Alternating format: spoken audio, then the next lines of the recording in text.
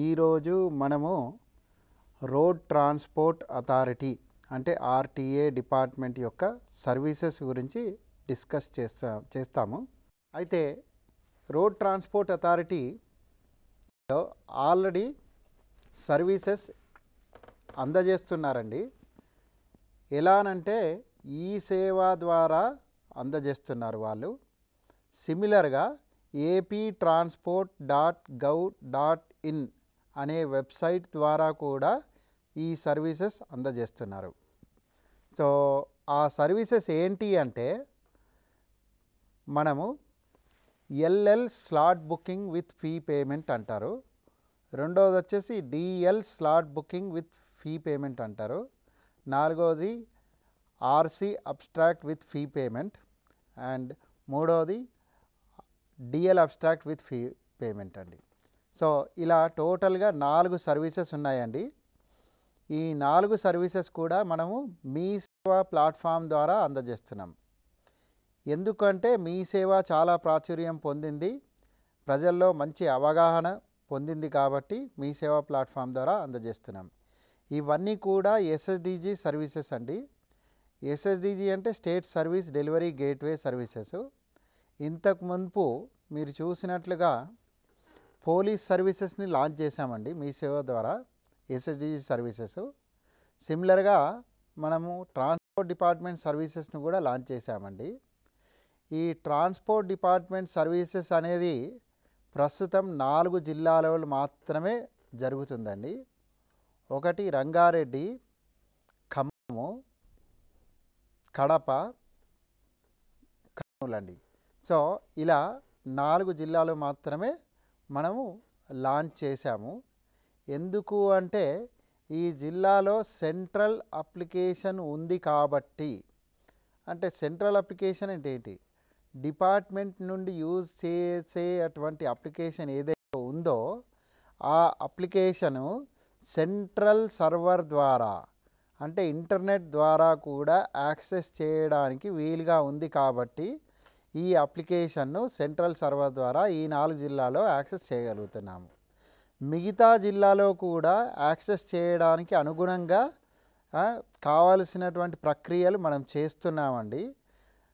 రాబో 10 నుండి 15 రోజుల్లో మిగతా 18 జిల్లాల్లో కూడా ఇది కంప్లీట్గా అది ఎనేబుల్ అవుతుంది.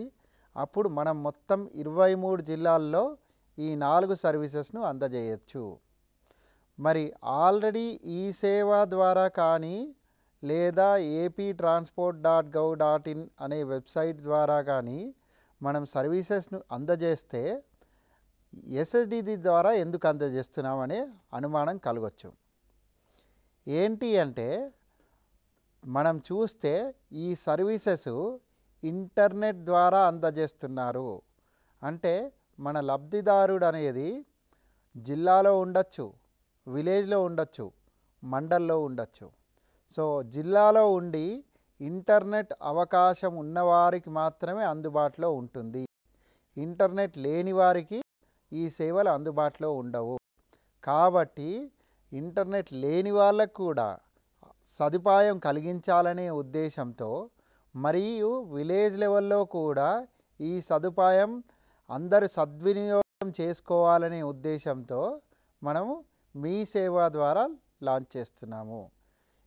మరొకటి ఏంటి అంటే మీ సేవలో 6100 పైన సేవా కేంద్రాలు ఉన్నాయి కాబట్టి చాలా ప్రజలకి అందుబాటులో ఉంటాయి అనే ఉద్దేశంతో మనం అందజేస్తున్నాం. సో ఇక మనం సర్వీసెస్ విషయానికి వద్దాం. ఈ 4 సర్వీసెస్లో 2 సర్వీసెస్ కూడా ఈ సేవ ద్వారా కానీ మరియు ఈ పోర్టల్ ద్వారా కానీ అందజేయడం జరగటం లేదు. అంటే RC abstract with fee payment, DL abstract with fee payment అనే 2 సర్వీసెస్ అసలు ఈ సేవ ద్వారా అందజేయడం జరగటం లేదు, అది అందుబాటులో లేదు. సిమిలర్గా పోర్టల్ ద్వారా అంటే aptransport.gov.in అనే పోర్టల్ ద్వారా కూడా అందుబాటులో లేదు. సో కాబట్టి మనం ఈ మీ సేవ ద్వారా ఈ 4 సర్వీసెస్ అందజేస్తున్నాం. అంటే మన యొక్క ప్రాముఖ్యత పెరుగుతుంది. ఎందుకంటే 2 సర్వీసెస్ అదనంగా అందజేస్తున్నాం కాబట్టి. ఇక ఎల్ఎల్ స్లాట్ బుకింగ్ ఏం చేస్తాం మనం? నార్మల్గా ఎల్ఎల్ స్లాట్ బుకింగ్ అంటే లర్నింగ్ లైసెన్స్ స్లాట్ బుకింగ్ అంటాం. లర్నింగ్ లైసెన్స్ అంటే ఏంటి? ఎవరైనా లబ్ధిదారుడు కానీ పౌరుడు కానీ ఎవరైనా డ్రైవింగ్ లైసెన్స్ తీసుకోదలుచుకున్నారు అంటే ద్విచక్ర వాహనం కానీ త్రిచక్ర వాహనం కానీ 4 చక్రాల వాహనం కానీ ఈ వాహనాలు ఏదానికైనా లైట్ మోటార్ వెహికల్ కానీ హెవీ వెహికల్ కానీ లేదా పబ్లిక్ క్యారియర్ వెహికల్ కానీ అలాంటి వెహికల్స్ లైసెన్స్ తీసుకోవాలనుకుంటే వారు ఏం చేయాలంటే ఫస్ట్ లర్నింగ్ లైసెన్స్ అప్లై చేసుకోవాలి. ఓకే, లర్నింగ్ లైసెన్స్ అప్లై చేసుకొని ఆ పరీక్షలో నెగ్గాలి. నెగ్గిన తర్వాతే వారికి డ్రైవింగ్ లైసెన్స్ అర్హత పొందుతారు. డ్రైవింగ్ లైసెన్స్ తీసుకోవడానికి అర్హత పొందుతారు. సో అదన్నట్టు. So learning license slot booking అంటే నేను ఏదైతే ద్విచక్ర వాహనం గురించి లైసెన్స్ తీసుకోదలుచుకున్నానో మొదట ఏం చేయాలంటే నేను 18 సంవత్సరాల పైన ఉండాలి. ఓకే, సో ఎవరైతే పౌరుడు ఉన్నాడో అతను కానీ ఆమె కానీ 18 సంవత్సరాల పైన చిలుకు ఉండాలి. ఉన్నప్పుడు మాత్రమే లర్నింగ్ లైసెన్స్కి అర్హులు. రెండవది ఏంటి అంటే రాత పరీక్ష ఉంటుందండి. ఈ రాత పరీక్షకు ప్రిపేర్ కావాలి. ఓకే, రాత పరీక్ష దేనిపైన ఉంటుంది అంటే సింబాల్స్, సైన్ బోర్డ్స్ కానీ సిగ్నల్స్ కానీ హ్యాండ్ సిగ్నల్స్ కానీ ఏదైతే సైన్ బోర్డ్ సిగ్నల్స్ కానీ ఇవేవైతే ఉంటాయో రోడ్ రూల్స్ ఉంటాయో ఆ రూల్స్ కానీ ఆ సిగ్నల్స్ గురించి కానీ అవగాహన తెలిసి ఉండాలి. ఆ అవగాహన వచ్చిన తర్వాతే ఆ ఎగ్జామ్ రాయాలి. అంటే ఆర్టీఏ డిపార్ట్మెంట్లో ఓ చిన్న బుక్లెట్ అమ్ముతారు. ఆ బుక్లెట్ తీసుకొని మనం ఆ పరీక్ష గురించి ప్రిపేర్ అవ్వాలి. ప్రిపేర్ అయ్యి రెడీగా ఉన్నప్పుడు అప్పుడు స్లాట్ బుకింగ్ చేసుకోవాలి. స్లాట్ బుకింగ్ ఏంటి అంటే ఆ పలానా తేదీ రోజు నేను పరీక్ష రాయటానికి ఒక సమయం కేటాయించమని రిక్వెస్ట్ పెట్టారన్నట్టు. అదన్నట్టు. సో అలా స్లాట్ బుకింగ్ చేసుకోవడానికి లర్నింగ్ లైసెన్స్కి మనం చేస్తాం. అది లర్నింగ్ లైసెన్స్ స్లాట్ బుకింగ్ అండి. ఇక రెండో విషయానికి వస్తే డిఎల్ స్లాట్ బుకింగ్ అంటే లర్నింగ్ లైసెన్స్ పొందిన 90 రోజుల వ్యవధిలో లేదా 120 రోజుల 6 నెలల వ్యవధిలో 90 లేదా 180 రోజుల వ్యవధిలో మనము డ్రైవింగ్ లైసెన్స్ పొందడానికి అర్హులం. సో అంటే ఈరోజు నేను లర్నింగ్ లైసెన్స్ పొందాను అంటే నేను ఉత్తీర్ణుని అయ్యాను రాత పరీక్షలో. అయిన తర్వాత డ్రైవింగ్ లైసెన్స్ పొందడానికి నాకు అర్హత వస్తుంది. ఈ డ్రైవింగ్ లైసెన్స్ అనేది 180 రోజుల్లో మాత్రమే తీసుకోవాలి. 180 రోజులు దాటితే మళ్ళీ కొత్తగా లర్నింగ్ లైసెన్స్ అప్లై చేసుకోవాలి. ఓకే, అయితే అదే అన్నట్టు. సో డ్రైవింగ్ లైసెన్స్ ఏంటి? డ్రైవింగ్ లైసెన్స్ ఈ 180 రోజుల్లో నేను ఆ ద్విచక్ర వాహనాన్ని నడపడం నేర్చుకోవాలి. మొదట ఏం చేశాను? రోడ్ రూల్స్ తెలుసుకున్నాను, సైన్ బోర్డ్స్ గురించి తెలుసుకున్నాను, ఓకే, హ్యాండ్ సిగ్నల్స్ గురించి తెలుసుకున్నాను. అంటే అవగాహన చేసుకొని ఎగ్జామ్ రాశాను. ఓకే, తర్వాత ఏం చేశాను? ఇప్పుడు ఆ వాహనాన్ని నడపడం ఎలా అనేది నేను నేర్చుకుంటున్నాను. నేర్చుకొని ఎప్పుడైతే నాకు కాన్ఫిడెన్స్ అనిపిస్తుందో అంటే నేను నడపగలను, నేను ఈ పరీక్షలో నెగ్గగలను అనే కాన్ఫిడెన్స్ వస్తుందో అప్పుడు డ్రైవింగ్ లైసెన్స్ స్లాట్ బుకింగ్ తీసుకోవాలి. Okay, so driving license slot బుకింగ్లో ఆ పలానా తేదీ రోజు ఒక సమయం కేటాయిస్తారు.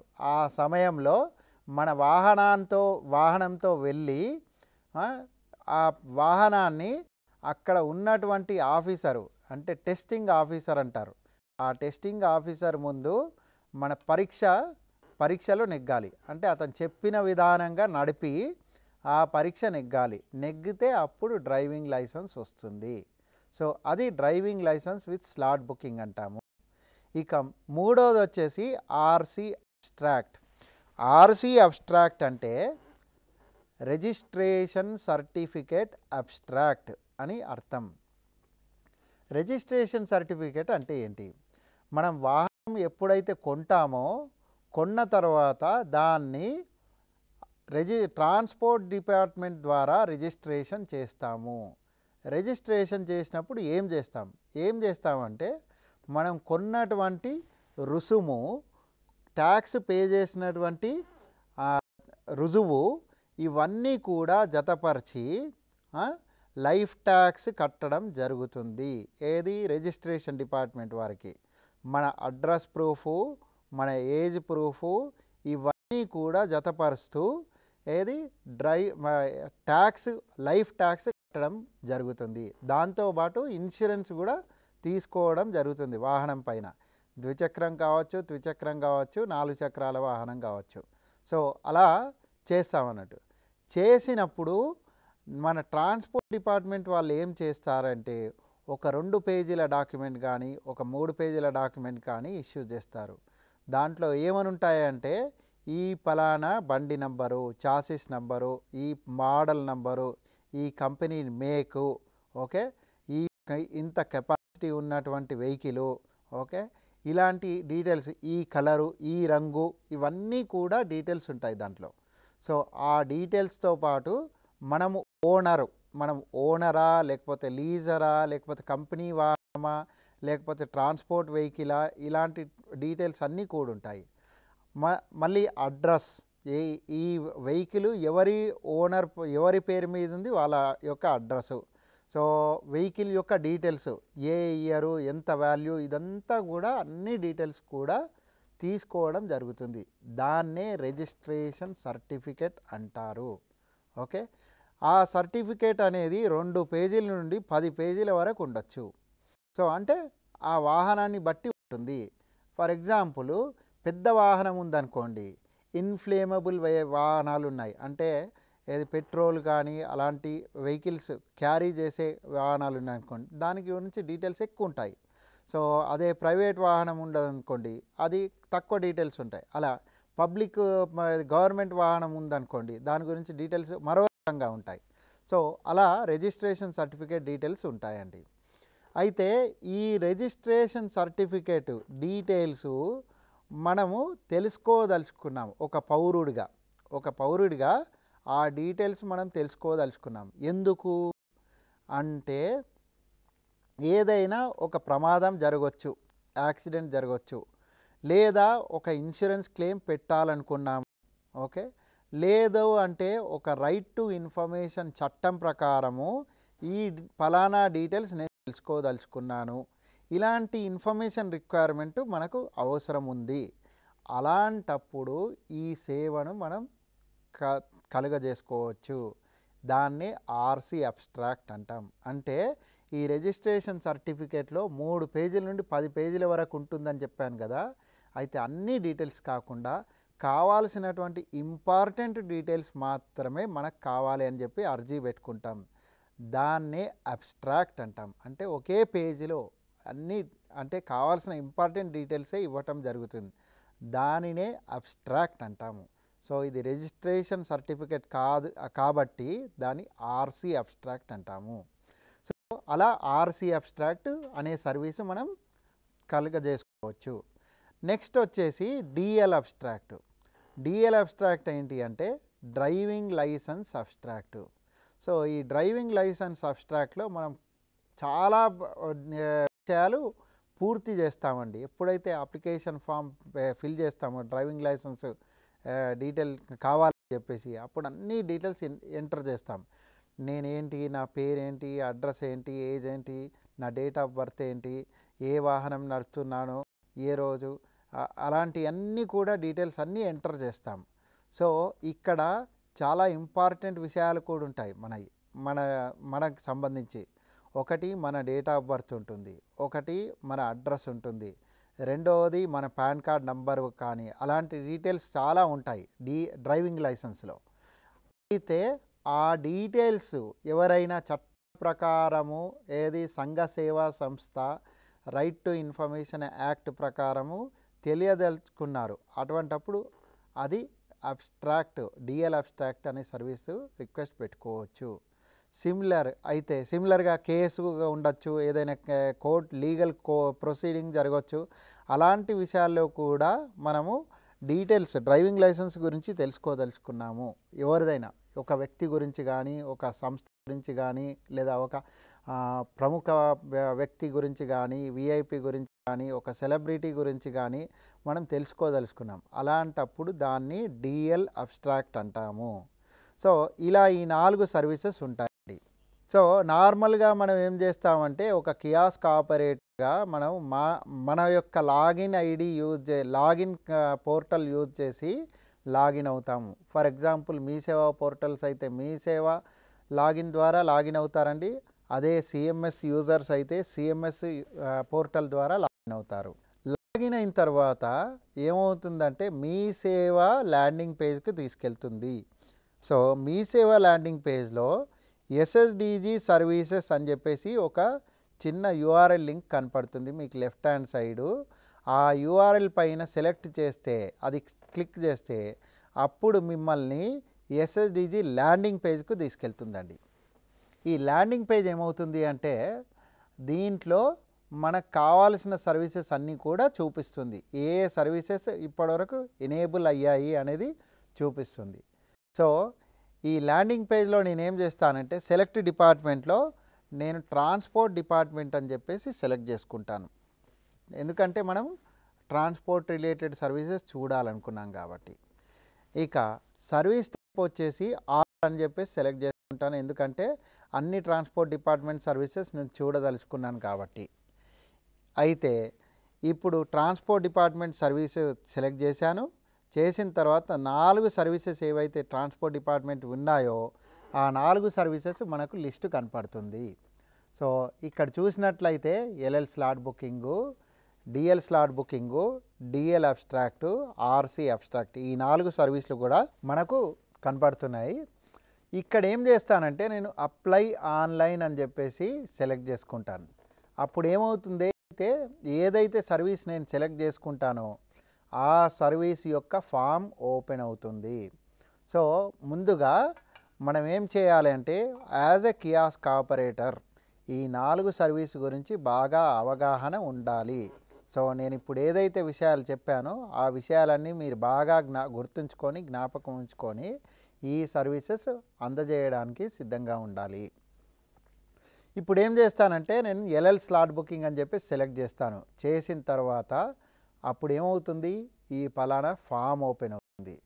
ఈ ఫామ్లో ఏం చేస్తానంటే అప్లికాంట్ యొక్క డీటెయిల్స్ ఎంటర్ చేస్తాను. చూడండి ఇక్కడ ఎన్ని డీటెయిల్స్ ఎంటర్ చేస్తున్నామో మనం. ఓకే, నేము, ఫస్ట్ నేము, అది date of birth, gender, surname, fathers name, pan card number, okay, so nationality, qualification ఏంటి, మనము blood group, height, weight, identification marks, ఇవన్నీ కూడా ఎంటర్ చేస్తున్నాం. ఇందులో చాలా కాన్ఫిడెన్షియల్ డేటా ఉందండి. కాన్ఫిడెన్షియల్ డేటా ఏంటి అంటే pan card number confidential data, identification marks అనేది కాన్ఫిడెన్షియల్ డేటా. ఓకే, సిమిలర్గా మన డేట్ ఆఫ్ బర్త్ అనేది కాన్ఫిడెన్షియల్ డేటా. సో ఇలా కాన్ఫిడెన్షియల్ డేటా చాలా ఉంది. సో అందు గురించే నేను చెప్పాను అబ్స్ట్రాక్ట్ అంటే ఏంటి అనేది చెప్పాను. సో ఓన్లీ ఇంపార్టెంట్ ఏదైతే రిక్వైర్మెంట్ ఉందో అదే ప్రొవైడ్ చేయం, దాన్ని అబ్స్ట్రాక్ట్ అంటారండి. ఇక నెక్స్ట్ వచ్చేసి అడ్రస్. పైన ఏంటిదంటే అప్లికెంట్ యొక్క కరెంట్ అడ్రస్ అన్నాం. కరెంట్ అడ్రస్ ఒకటి కావచ్చు, లేదా పర్మనెంట్ అడ్రస్ ఇంకోటి కావచ్చు. సో పర్మనెంట్ అడ్రస్ ఏంటి అనేది డీటెయిల్స్ కూడా ఎంటర్ చేస్తున్నాను. చేసిన తర్వాత ఇంకేం చేస్తానంటే current address of the applicant, ఇప్పుడు ప్రస్తుతం ఉన్నటువంటి అడ్రస్ ఎంటర్ చేయమంటున్నాను. ఆ తర్వాత మనము డాక్యుమెంట్స్ అప్లోడ్ చేయాలి.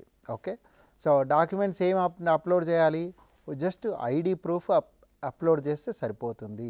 నెక్స్ట్ అడ్రస్ ప్రూఫ్ కూడా అప్లోడ్ చేయాలి. ఎందుకు అంటే మనకు అడ్రస్ బేసిస్ పైనే మనకు లర్నింగ్ లైసెన్స్ దొరుకుతుంది కాబట్టి.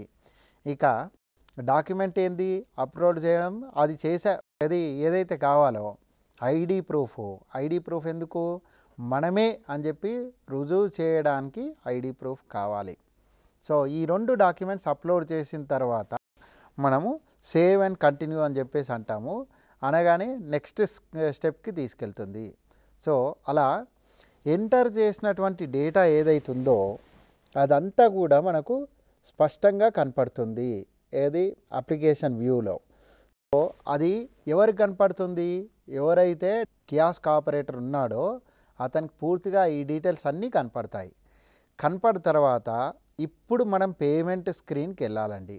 పేమెంట్ స్క్రీన్కి వెళ్ళాలనుకుంటే అప్పుడు అడుగుతుంది ఏ జిల్లాలో నువ్వు లర్నింగ్ లైసెన్స్ తీసుకోవాలి అని చెప్పేసి. జిల్లా సెలెక్ట్ చేసుకోవాలి మరియు టెస్ట్ సెంటర్ సెలెక్ట్ చేసుకోవాలి. ఓకే, చేసుకున్నాము. చేసుకున్న తర్వాత ఇప్పుడు స్లాట్ బుకింగ్ అడుగుతుంది.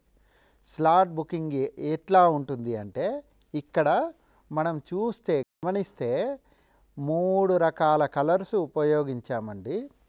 3 రకాల కలర్స్ ఏమని చెప్తుంది. ఇక్కడ గ్రీన్ కలర్లో ఏదైతే ఉందో ఆ గ్రీన్ కలర్లో ఉన్నటువంటిది అంత స్లాట్స్ అవైలబుల్ అని అర్థం. అదే గ్రే కలర్లో ఏదైతే ఉందో ఆ స్లాట్స్ అన్నీ కూడా అవైలబుల్ లేవు, అంటే అది ఆల్రెడీ బుకింగ్ జరిగినాయి కాబట్టి అవైలబుల్ లేవు.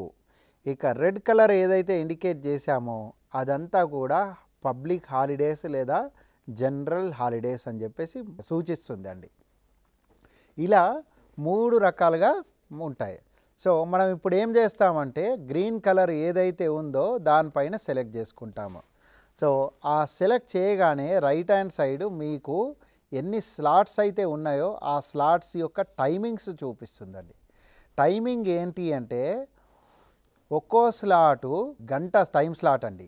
సో మనం 11 నుండి 12 ఒకటి, 12 నుండి 1 ఒకటి, 1 నుండి 2 గంటల ఒకటి, ఈ 3 టైం స్లాట్స్ చూపిస్తుంది. సో అలా ఆ 3 టైం స్లాట్స్లో ఏదైనా ఒక టైం స్లాట్ మనం కన్ఫర్మ్ చేసుకోవచ్చు.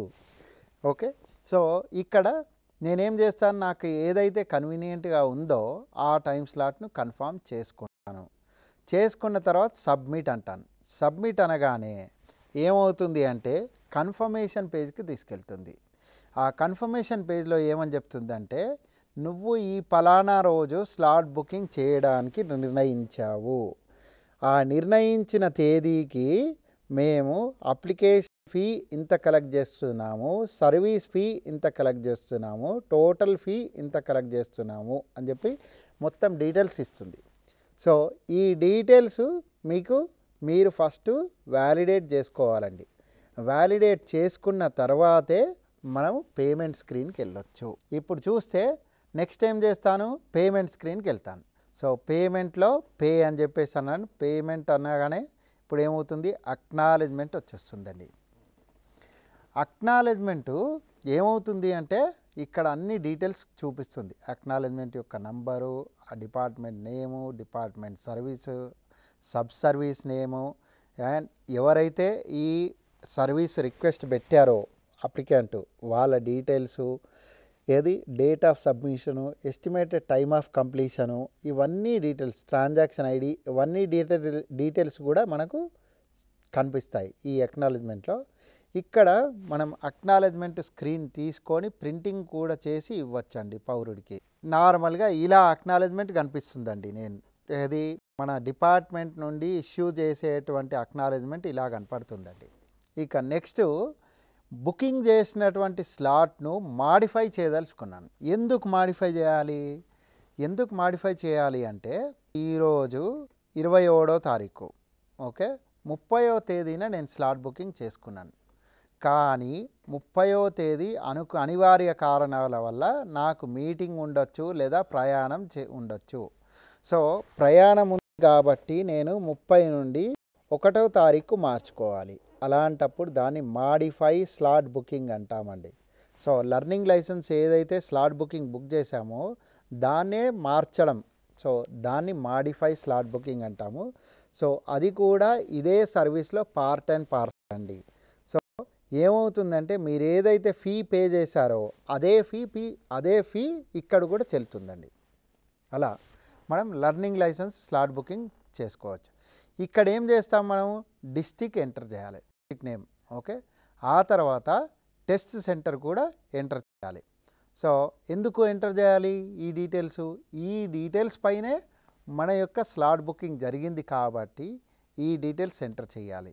చేసిన తర్వాత అప్లికేషన్ నెంబర్ అడుగుతుంది. ఎందుకు అంటే ఇంతకుముందు చెప్పాను నేను, ఏది స్లాట్ బుకింగ్ చేసినప్పుడు మనకు ఒక అక్నాలెడ్జ్మెంట్ నెంబర్ వచ్చింది. ఆ acknowledgement number is nothing but application number. So ఆ అప్లికేషన్ నెంబర్ తీసుకొని ఎంటర్ చేస్తే అప్పుడు ఏమంటుంది అంటే మనకు స్లాట్ బుకింగ్ కన్ఫర్మ్ అయింది, ఇప్పుడు మార్చుకోవడానికి వీలుగా ఉంటుంది అని చెప్పేసి చూపిస్తుంది. ఇప్పుడు మాడిఫికేషన్ అన్నాను. మాడిఫికేషన్ అనగానే ఏమవుతుంది, మళ్ళీ ఏది సేమ్ అదే డేట్ అండ్ టైము క్యాలెండర్ చూపిస్తుందండి. ఆ డేట్ అండ్ టైంలో మళ్ళీ మీకు ఏదైతే డేటు అనుకూలంగా ఉందో, ఇంతకుముందు అనుకున్నాము మనము 3rd మార్చ్ లేదా 1st మార్చ్ అనుకున్నాం ఫస్ట్. సో 1st మార్చ్ కాకుండా 20th మార్చ్ లేదా 20th ఏప్రిల్ అని చెప్పేసి బుక్ చేయాలనుకున్నాను. అప్పుడు ఏం చేస్తానంటే ఈ క్యాలెండర్ నుండి డేట్ మార్చి నేను సెలెక్ట్ చేసుకుంటాను, చేసి బుక్ చేస్తానండి. సో అలా మనం స్లాట్ బుకింగ్ మాడిఫికేషన్ చేసుకోవచ్చు. ఇక నెక్స్ట్ మాడిఫై చేసినప్పుడు కూడా కన్ఫర్మేషన్ అడుగుతుంది. సో కన్ఫర్మేషన్ ఇక్కడ ఫీ ఏం పే చేయనక్కర్లేదండి, ఆల్రెడీ ఉన్నటువంటి ఫీ ఏదైతే ఉందో అదే చెల్లుతుంది. సో దాన్నే మనం వాడుకోవచ్చు. ఎప్పటి వరకు వాడుకోవచ్చు అంటే నెల రోజుల వ్యవధి వరకు వాడుకోవచ్చు. సో అంటే ఈరోజు నేను లర్నింగ్ లైసెన్స్ స్లాట్ బుకింగ్ చేస్తే దాన్ని 5 రోజుల తర్వాత మాడిఫై చేశాను, ఇంకా 25 రోజుల గడువు ఉంది నాకు. ఓకే, అంటే మార్చుకోవడానికి లేదా వాడుకోవడానికి. సో అలా చేసుకోవచ్చు అన్నట్టు. ఇప్పుడు ఎప్పుడైతే మాడిఫై చేస్తామో మనము స్లాట్ బుకింగ్, అప్పుడు మళ్ళీ కన్ఫర్మేషన్ వస్తుంది, అవును నీది స్లాట్ బుకింగ్ ఈ ఫలానా రోజు అప్లికేషన్ నంబర్కు రిక్వెస్ట్ పెట్టావు, అది స్లాట్ బుకింగ్ మాడిఫై అయింది అని చెప్పేసి కన్ఫర్మేషన్ ఇస్తుంది. సో మళ్ళీ అక్కడ యూజర్ ఛార్జెస్ ఏదైతుందో అవి చూపిస్తుంది. మళ్ళీ పే చేయనక్కర్లేదండి, పేమెంట్ స్క్రీన్కి వెళ్తుంది. ఓకే, సో సిమిలర్గా ఇలానే అక్నాలెడ్జ్మెంట్, మనం అక్నాలెడ్జ్మెంట్ అనేది మాడిఫికేషన్ కూడా ఇవ్వచ్చండి.